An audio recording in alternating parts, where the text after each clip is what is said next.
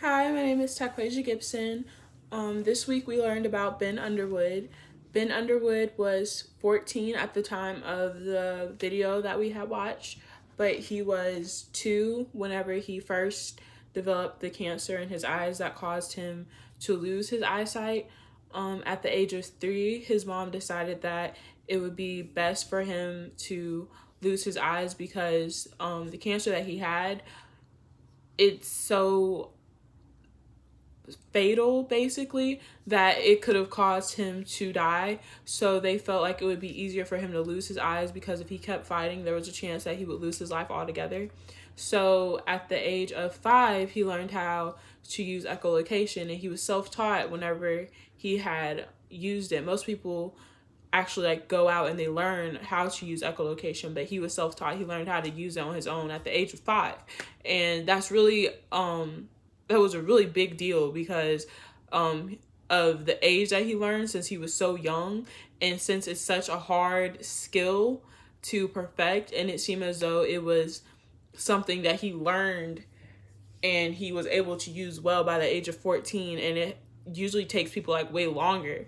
So whenever he is out places, most of the time people don't know that he is blind because of the fact that he uses echolocation. He's able to do day-to-day activities just like anybody else could, and also his family doesn't treat him as though he is disabled, which also helps a lot because they don't want him to feel as though he's any different than anyone else. And I feel as though that was just a very important video to watch because of the fact that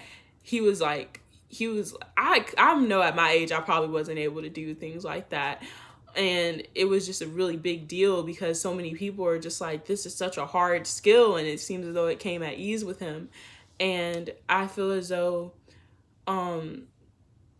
whenever it comes down to certain things in school as far as disabilities go, I feel like one thing that would help, like me personally, if I were someone who was disabled, I feel like one thing that would help me being in that setting is for people to normalize me and not make me feel as though I'm any different than anyone else.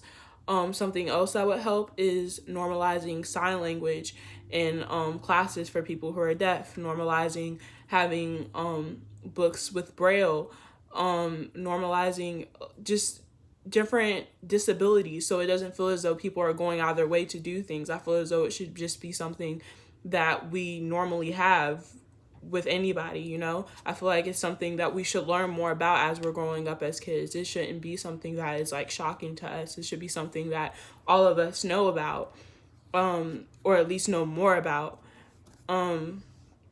Also, I feel like whenever I thought about this video that we watched, whenever I was watching the video, it reminded me of this woman I know who is blind, and she has a woman who usually helps her go place to place because of course she can't drive by herself, but she also has settings on her phone that help her text me and call me.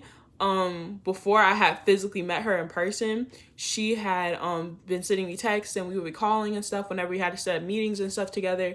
And this whole time I never knew that she was blind until I met her, and it was such a funny thing because she showed up and I'm just like, hi, and she's like, hi, and we're talking and everything, and she's like, oh yeah, by the way, I'm blind. I'm just like, excuse me. So I feel like having that helps a lot because people don't have to feel as though they can't do everything else that we do. They don't have to feel as though they can't send emojis like we do. They don't have to feel as though they can't send a text message without needing somebody there with them. I feel like having these certain settings on your phone help a lot. So I'm actually happy that we have these settings.